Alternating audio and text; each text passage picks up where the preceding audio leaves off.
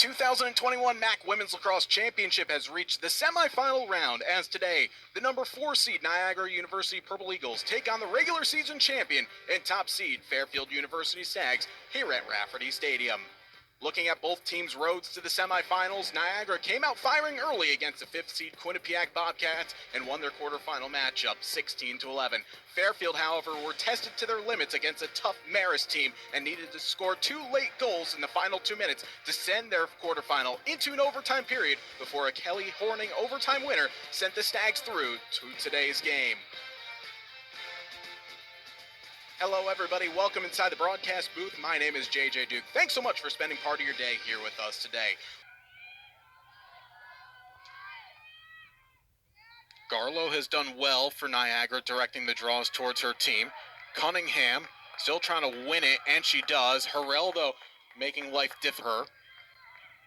But Cunningham wins the ball back, so now on draws, Niagara up. It is only 4-3 in draws, but still seemed to be at the right moments, especially when Niagara were on that 4-goal run. They seem to have won everything. In fact, they won 3 of those 4.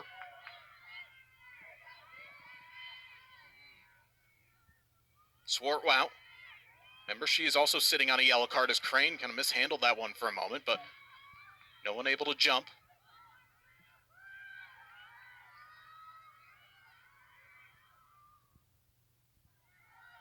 Leo. That pass not finding its intended mark, and Fairfield will happily take the turnover. As again, that's what happens with Niagara a little bit. They are a team that like to run a lot of set plays.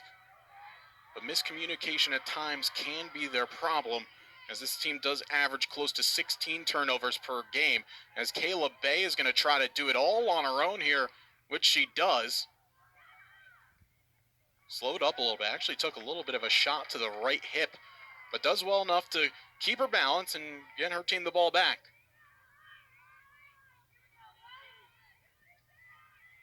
Horning in the 1v1. Pass in the middle. Nice dodge, shot, and score. Beautiful ball movement there from Fairfield as Horning able to slip her mark, and the Stags now back to within 2. That's Elizabeth Toludo, the sophomore from Westchester, Pennsylvania, picking up her first goal of the season. Well, I said, with a player like Horning who's sitting on a yellow, who's going to perhaps step up? Right there, it's Elizabeth Toludo, who had 1 point this season, an assist to Maris, had 2 goals and an assist last year in her first campaign. And how about that? Coming up clutch at the right time for her team. You see what it means to the bench squad over there. As often the common theme with Fairfield Women's Lacrosse this year is the bench energy has been there from start to finish, especially at the beginning part of the season where you didn't really play in front of big crowds or crowds really at all due to the social distancing guidelines implemented by the MAAC and also Fairfield University as well for home games. So where do you get the energy from? Well, the bench has been vitally important for Fairfield's success, and, well, they can be loud, but they can also score too. Horning. Now back to Rowe. Rowe trying to switch to the left. Cunningham not giving her much to work with. Tania Cunningham named to the second team All-MAAC.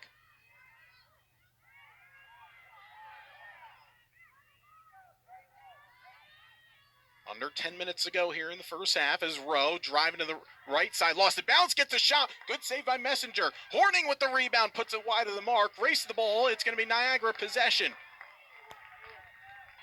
Now Horning with under 20 seconds. She'll look to isolate. Horning trying to dodge. Not there. Great covering.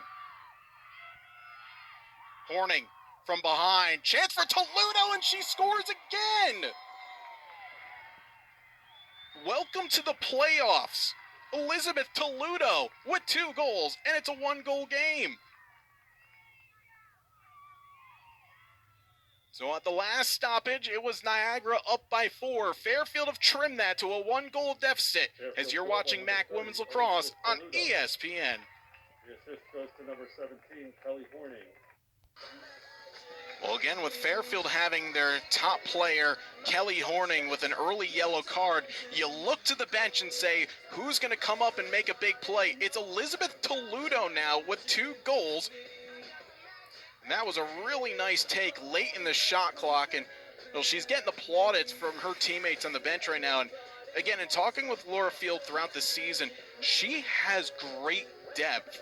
And even some players that we haven't seen, she's mentioned this a few times, there are players that we have not seen yet take to the field for Fairfield that are going to be there, that are going to be in the mix in a couple of years' time. But at the same time, when you have the chance to use them now, you go ahead and do so. And today, it's Toledo's game. You feed the hot hand, and the sophomore from Westchester, Pennsylvania, has scored the last 2 goals for Fairfield. Violation will be starting in just a few minutes.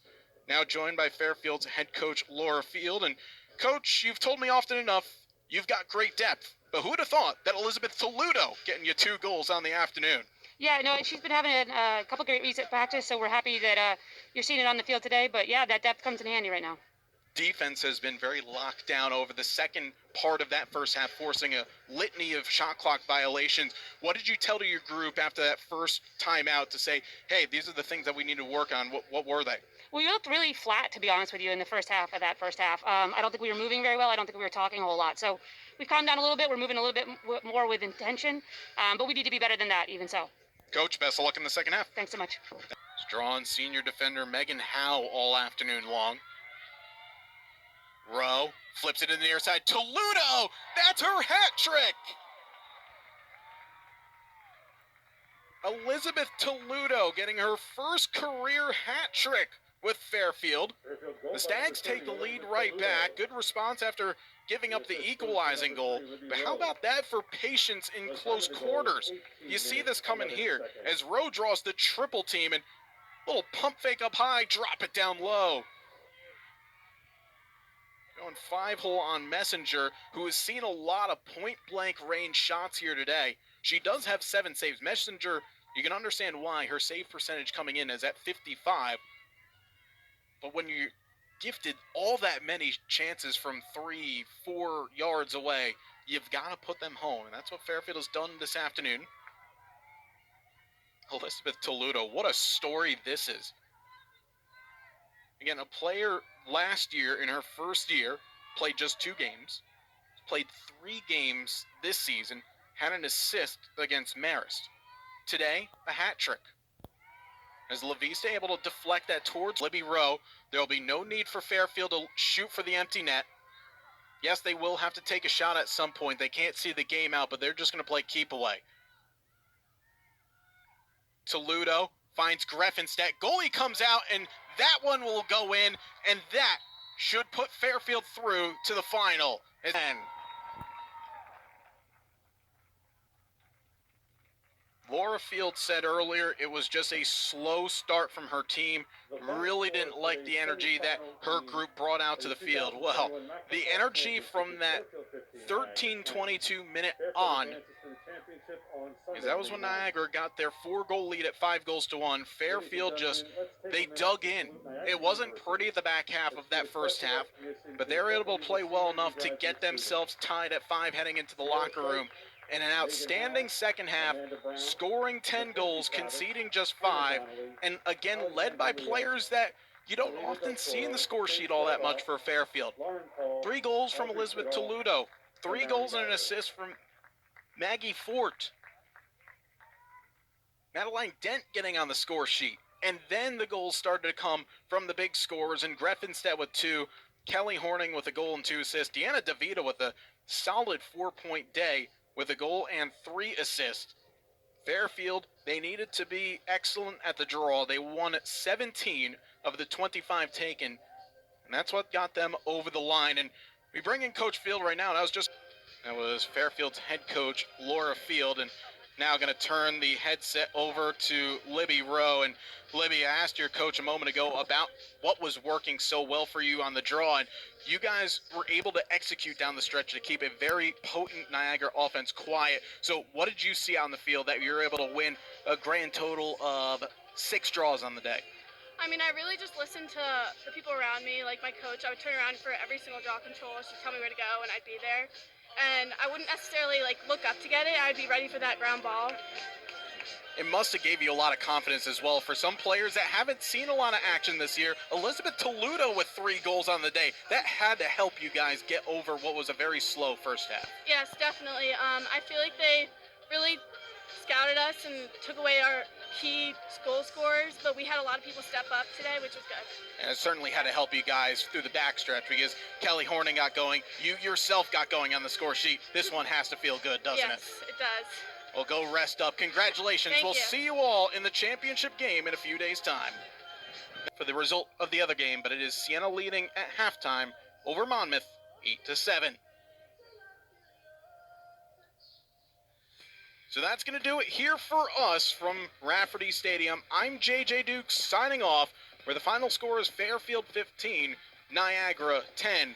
All games airing on the ESPN networks are streaming live and archived on the ESPN app. This has been a presentation of ESPN as Fairfield are moving on to Championship Sunday, knocking off Niagara 15-10. We'll see you all soon. Until then, goodbye for now.